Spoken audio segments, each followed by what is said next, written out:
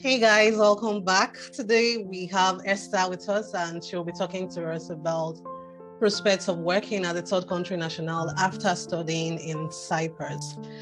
I met Esther on LinkedIn. That was when I was still processing my admission to get into Cyprus, and she was really resourceful. I decided to reach out to her so she can help us answer all the questions we have around this, and hopefully we'll be able to put the final solutions to all your questions. So Esther, it's great to have you. Please tell them about you. Hi guys. Grace, thank you for organizing this interview. I lived in Cyprus for maybe 2.5 years. I went to Cyprus for my master's program, digital media and communication. And then after Cyprus, I traveled to Poland for like an Erasmus program. Erasmus is like a student exchange program within Europe. After that, Poland didn't quite work for me, so I went back to Cyprus for a couple of months, and I wasn't in school at this time. So I was just in Cyprus for a while. It was during the pandemic, so nothing was really going on. Then I saw that video. Was it for Erasmus traineeship or Erasmus study mobility that you went to Poland? It was for traineeship, because by then I was already done with my coursework in school, so I was just going for traineeship. And then that really didn't quite work out, so I went back to Cyprus for a while, and then I applied for Erasmus traineeship again, but in Malta. So ever since I came to Malta, that was last year, February, I've been here ever since. I haven't moved. Okay, so I get a lot of questions from mostly incoming students to some of them University of Cyprus, some of them University of Nicosia. They keep asking me, Grace, yes, we are already processing our study to Cyprus, but would also like to know what's the prospect of staying back to work in a European country or in Cyprus. I was hoping I could get someone that's currently working in Cyprus, but the time schedule didn't work, so we'll have another part for this video. So since you were already in Malta, I noticed you did an internship and you're currently working now. What prospects, can you just help me throw more light on this? What prospects do students or graduates of universities in Cyprus have to work after their studies? I mean, third country nationals, not people from the EU. Of course. To be quite honest, Grace, and I don't want to be negative. I don't want to crush people's dreams. I mean, I love Cyprus. I lived there for a while. I love the country. And this is I'm speaking from my own personal experience. Someone else may have a different story, but I'm speaking from my own experience. If you can, guys, you'd rather go study somewhere else. Believe me. Okay. You'd rather go study in another country that is within EU or that is within the Schengen area, to be quite honest. I mean, if you can afford to school in Cyprus, then you can afford to school in countries like Czech Republic, Poland, Lithuania, Slovakia, those kind of countries. But to be quite honest, if I did my research, I wouldn't go to Cyprus. Why do you say that? Yes, of course. I mean, Cyprus, first of all, their national language is Greek, and let's say if you want to look for a job, knowing Greek is a requirement. And Greek is a hard language. It has its own alphabets. It's a whole other thing, to be honest. It's very hard. And Cyprus is not in the Schengen area. So let's say if you're somebody who likes to travel, you will have to keep on applying for visas the whole time. And getting visas, it's very, very hard, especially if you're I don't want to say if you're a Black person, it's going to sound, racist or whatever, but it is what it is. It's very hard to get a visa if you're a Black student, to be quite honest. Let's say if you're just going for tourism purposes, they would definitely think that maybe you just want to go out of Cyprus and not come back. So I wouldn't really advise people to go study in Cyprus. Prospects of you getting a job there is zero. If you do not know Greek, it's going to be difficult. And then companies shy away from, doing the work permit process. They would rather employ a European, somebody who doesn't need a lot of paperwork. Also, I wouldn't really say that, Cyprus was all bad. it also depends with your personal needs. For me, when I went to Cyprus, my parents would sponsor me without me having to work. So when I was in Cyprus, I didn't bother looking for a job because I was doing a master's program, which was only 1.5 years. So I wasn't going to stay there for so long. But let's say if you're doing a bachelor's program, you're going to be there for 8 semesters, and it's not cheap. 4 years staying without working or anything, it's not cheap. So my circumstance can be a bit different from somebody who's going to Cyprus for a 4-year program. I didn't want to look for a job. I just wanted to do school and enjoy life. It's a new country, new culture, make friends. So I didn't bother looking for a job. My parents could support me through that. And then, of course, the good thing about Cyprus is they offer this Erasmus program. So let's say if you find yourself in Cyprus, of course, there's no job, not unless, you work during summer. Summertime, the only jobs you can get are working in a bar, being a waitress, being a cleaner somewhere, or being a promoter in a club or whatever. But then getting proper jobs, like office jobs, like being an accountant or, I don't know, working in a law firm, it's close to zero. I wouldn't say maybe there are success stories. I haven't met anyone who's working in Cyprus and the company has offered a work permit. But I stand to be corrected. But Cyprus is a no-no, to be quite honest. If you can afford schooling in Cyprus, then you can afford to go school in Czech Republic or Poland or Lithuania, those small European countries where the school fees might be relatively cheap, but Cyprus, no way. If I had done my research, to be quite honest, I wouldn't go to Cyprus, if I'm being honest. Because I feel like I went through so much to even be here in Malta, like the money you spend, the time, the emotional stress that you go through, because you're like, I don't want to go back home. And then my visa is expiring. I don't want to be illegal. I don't want to ask for asylum because, my country, Kenya, there's nothing going on. Why would I be asking for asylum? It's a peaceful country. So why would I be asking for asylum? And I don't want to marry a white man because I want to stay abroad. I don't want to do that. Esther, you wouldn't believe it that, for the past 9 months I've been here, a lot of people have stopped me and asked me, are you an asylum seeker? When I say no, they're like, so how are you affording to study in the University of Nicosia? I'm like, I just can't afford it. They say, oh, your parents must be very rich people. I just look at them and smile. So about the prospect of getting a job here, especially in Nicosia, I've also seen that a lot of the companies require Greek. Like currently, a digital marketer, I work remotely. So my first job was with a company here in Nicosia, but it was a remote job. They don't speak Greek. It's a foreign company. So they allowed English. So people that are really not skilled may always need Greek for proper jobs. Yeah. Unless you want to clean people's houses, kitchen assistants, and some of that. Yeah. I'm glad that what you're saying is in sync with some of the research I've also seen. So about this Erasmus stuff, and how were you able to get a job in Malta from internship from traineeship down to now getting a full-time proper job? So now this is actually like a long story. So the first time, when I decided to do Erasmus, what really happened is I was doing my thesis for school. And then for some reason, the thesis got really hard with a lot of research. I was just like, I can't handle this. And then there was an option for me to do an internship and still get the same degree. So it was during this time that, my school, University of Nicosia, had advertised, you can go for Erasmus, blah, blah, blah. Then I was like, you know what, I'm going to drop this thesis and go for Erasmus and then use the Erasmus internship as my, thesis kind of thing, because you could do that. Oh. So you go for internship and then you write an internship report and it's the same as doing a thesis. For real?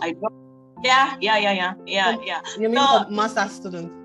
Yeah, for master's student. But then it depends with your course as well. There are courses where it's mandatory for you to do a thesis. But then for my course, it's either you could do a thesis, go for internship, or just take courses without, just take courses and that's it. As long as you meet the 90 ECTs, I think they call it. Yeah, so the thesis was getting too hard.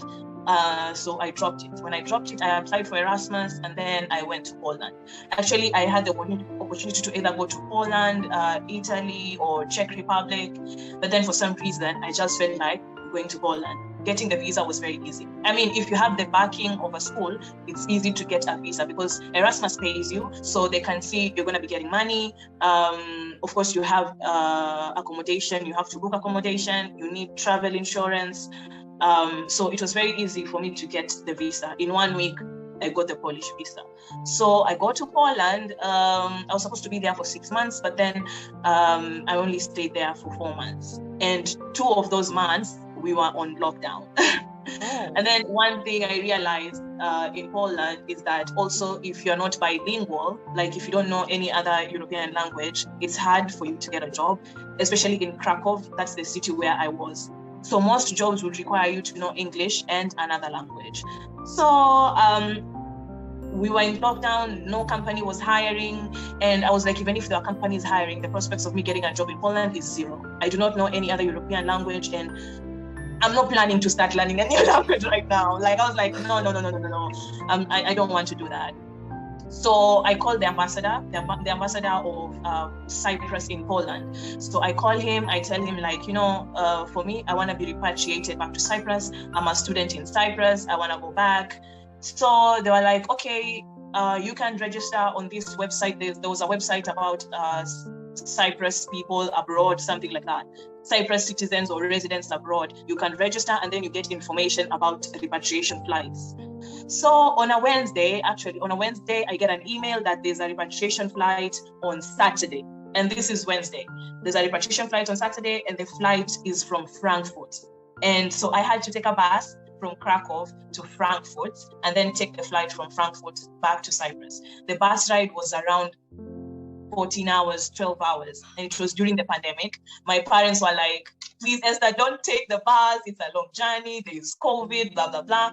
But then for me, I was like, no, I can't stay in Poland any longer. It's depressing. It was cold. It was snowing. I couldn't. So I went back to Cyprus. I stayed in Cyprus for around 7 months, doing nothing. But then now, I still had the Erasmus money. So it wasn't so hard for my parents to kind of chip in, after a while. And then now, when these COVID restrictions kind of eased down, I applied for Erasmus again to come to Malta. Now, Malta, I chose it for specific reasons because now when I went to Poland, like I knew, okay, this is how it is. So let me choose a country where chances of me getting a job is quite high. So I chose Malta because English is a national language. That's the first thing. And then also, I like the weather. I don't do so well in cold countries. Originally in Kenya, I come from an island. So I like the hot weather, the island vibes. That's just me. I don't like, cold countries or people always in a rush. Countries like the Netherlands, I don't think I would do well. Or countries like Germany, not for me. So I got an internship here for 6 months in Malta. So I came here and I had the 90-day visa, and then my internship was for 6 months. So when I got here, I applied for a student permit through the internship company. So I got the student permit, and then now, luckily, there's a Maltese guy here. He did an internship at the same company I worked for in Poland. So it was like coincidence. So I spoke to him. I told him like, okay, I have this internship here, but then I'm planning to stay in Malta longer. I'm trying to look for a job here. And then he was like, okay, I will connect you to my recruiter friends. I will send you emails of companies, blah, blah, blah. So literally after work, I would just be sending like open applications like, hi, my name is Esther, introducing myself. These are my papers. I'm asking if you have any openings, blah, blah, blah. So it was really a gamble, to be quite honest. So I sent so many emails to recruiters. You would have meetings with recruiters and they'd be like, okay, we'll call you after a week. Nothing. They wouldn't call back because now you've told them like, I'm a third country national. I would need the company to process my work permit. And then they're like, oh, okay. And then after that meeting, radio silence, nothing. You would send emails, nobody is responding. Actually, those 6 months, it was really, really a stressful moment for me. After my internship was over, I got like a last minute job. Actually, I have never spoken about this, so this is the first time I'm speaking about it. I got a last minute job. Like, I got this company that it was like for a cleaning job. So they were like, they need cleaners, blah, blah, blah. So for me, I was like, I don't know. I don't want to go back to Kenya, but then also I don't want to be a cleaner. I've never done such a job. I was really, really stressed out, to be honest. And then I called my friend Phoebe. I told my friend about it. Phoebe was like, Esther, if you want to stay in Europe, you've got no choice. Just take what you can find right now, and then hopefully in future you can change. So for me, I was like, okay, I'm gonna take this job. Actually, the reason why like I'm even out of YouTube for a while is because like the past year has just been so stressful for me. So I got this cleaning job. I lost so much weight. It was such a trying time.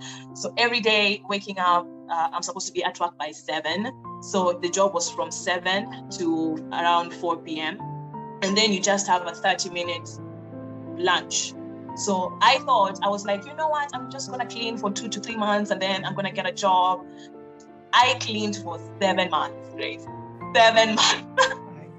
I was the cleaner for 7 months. But then for me, I was talking to my parents and my parents were like, you know what? At least you have a roof over your head. At least, you can have some money while you try to look for something. And then one time, so the cleaning company, did they provide work permits for you? Yes. Oh, okay. Yes, they did the work permit process for me. Okay. So when I was waiting for my work permit to come out, I was still looking for other jobs, And then one time, like, also this Maltese guy was still also helping me trying to find something better, because I was always telling him like, yo, this cleaning job, I can't clean for so long. It was already 7 months. I would be like, I'm out of a job for a year. Cleaning for a year, that's not good on my resume. That's not good at all. And then by then I was like, man, I have a whole master degree and I'm cleaning. To be quite honest, that job really humbled me. And then I was like, sometimes you just have to appreciate everyone. Like, honestly, that job really humbled me. I appreciate the little things I have in life. Some things you just have to experience for you to know, like, yo, it's not easy out here. So luckily one time I sent an open application to HSBC the bank. Yeah. And then they responded. They're like, they're recruiting, blah, blah, blah. So they scheduled the first interview. So the first interview, I was very, very open with them. I told them, like, I'm a third country national. I will need a work permit, blah, blah, blah. And they're like, it's okay. Like, our company, we sponsor visas, it's fine. So as long as if you pass the interview, then we will process the visa for you. You have no idea how happy I was, to be quite honest. Yeah. It was a really trying time. And then now even scheduling my interviews, like, they were very, very flexible. I told them, like, I work from this time and this time. Is it okay for you to just do the interview at this time when I'm home? They were very, very accommodating. So the interviews were like in 4 phases. Luckily, I passed. Once I got the job, I resigned very quickly. I was like, I'm out of here. I'm out of this cleaning job. I'm done. So right now, actually, it's been 4 months since I started working for HSBC. And honestly, it's been at least better. I've gained the weight back. I'm happier. I have never spoken about this out loud. So whoever's going to say this, yes, I was a cleaner for 7 months.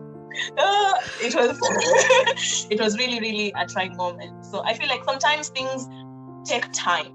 It takes time. It's not easy. Also, it depends with your needs. It depends with what you want in life. For me, I was willing to sacrifice and clean for a couple of months before I get something proper. Other people can be lucky enough that when they go for the Erasmus traineeship, they get employed with that company. But for me, the company here in Malta, they were not trying to employ people. They just wanted, after your Erasmus internship, you're gone. You look for something else. So yeah, that's how it was for me. In Malta, it's very easy for international people to like get a job here, because English, like I said, English is a national language. If you go to the kiosk, if you go to even like the man selling tomatoes by the roadside speaks English.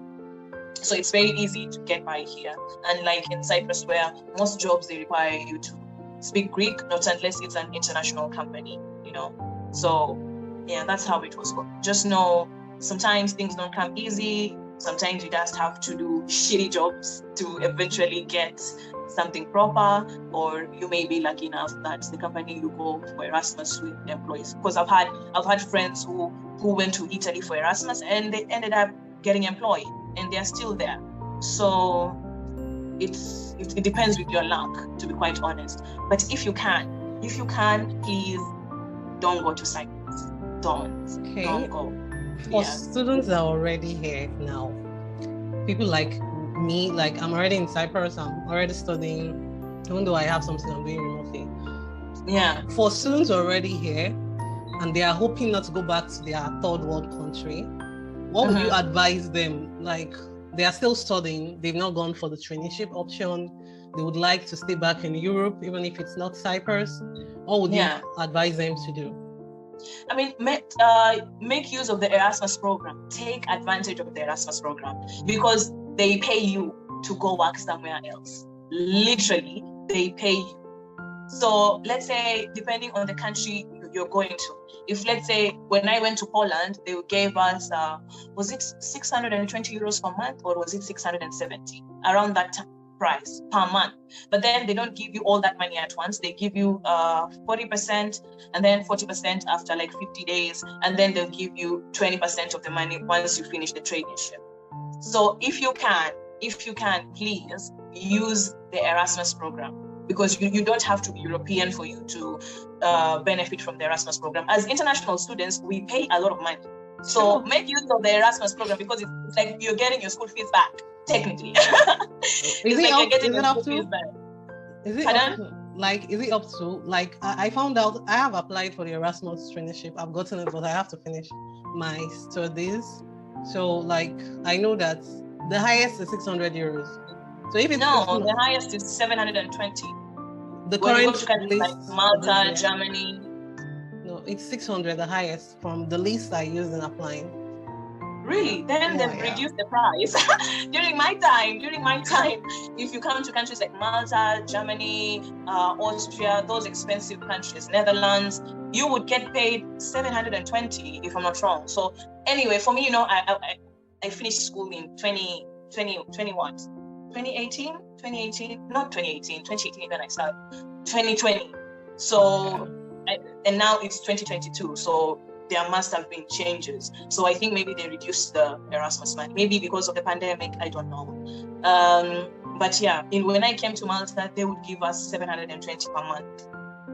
So, Thank you really, very much. Right now, even if they reduce the money, you can get lucky. There are some companies that would give you a small stipend. So if you get the stipend from the company that you go for Erasmus with, and then you also get the Erasmus money, it's a bump, kind of. And then let's say if your parents decide to sort of sponsor you, then good for you. So make use of the Erasmus program, honestly. Or let's say if you're planning to do your master's abroad and at the moment you're doing your bachelor's, go do your master's in another country.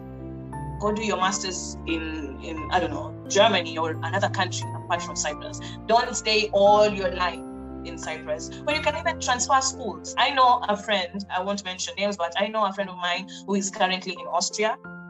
He transferred his credits from University of Nicosia to another school in University of Nicosia to another school in Austria. So right now he's in Austria in another school. Like if you see, you're not getting what you want in Cyprus, you can quickly transfer schools and just go.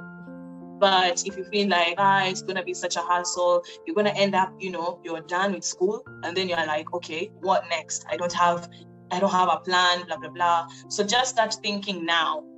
After school, what am I gonna do? Am I gonna go to Erasmus? What am I gonna do? Or am I okay going back home? Like you need to start thinking early, especially if you're doing courses like mine. My courses, they are really saturated, like communication, marketing. Those courses are really, really saturated. It's not easy for companies to pick people in the, such fields. But let's say if you're in fields like IT, fields like software development, those really technical courses, or nursing or medicine, it's so easy for you to get picked up by companies, But if you're someone like me who's into the humanities, it's going to be very hard. It's going to be very hard because it's saturated, and a company would be like, you know what, I would rather pick a European, or even if or somebody with a European passport than somebody who I have to go through the hassle of applying for a work permit, you see. And work permits, they cost money. Yeah. They cost money. And there's a possibility of the government to deny you the permit because they need to prove, like, why are you employing a foreigner instead of a local? So they need to make a case in some way. So if you're doing technical courses, good for you. It's gonna be easier for you to get employed. But if you're somebody like me, you better start thinking fast. Like, what am I gonna do? Don't wait for the last minute. Otherwise, you're gonna get yourself doing really, really bad things, like maybe asking for asylum or marrying a white guy because of some papers. Nah, you don't want to do that, honestly. But if it's for you, I mean, go ahead and do whatever works for you. But then if you want to, be somebody who's like, this is what I want for myself, I don't want to marry a white person, I don't want to ask for asylum, I want to finish school and get a job, that kind of path, then you need to think fast. You need to think fast and act fast. I mean, also for you, you'll see how your experience is. Of course, maybe your experience may be different from mine. You see, since I was done with school, so many things have changed. So yeah, I think what's really stood out for me, it's because I had work experience before coming to Cyprus. Yeah. Mm-hmm. Yeah, and for me, I had zero work experience. I only had like a 1-year internship in Kenya. So things were a little bit tricky because even in Malta, like, this is my first job. Most of the times I had just done internships and that's it. But luckily for me, this job, I didn't need work experience because the company trains you anyway. So they would recruit anyone and then they train you and it's okay. So honestly, yeah. Wow. Okay. But for me, this is just like a nutshell. There's a lot of information out there. Everyone can, do your research. I mean, you can even like try and think like, what are my needs? What do I want? Which European country do I want to go to? Where am I likely to, get my needs met? So it's like individual experience, individual needs and wants. So basically, you just self reflect on what you want. Really. Okay. Right. Yeah.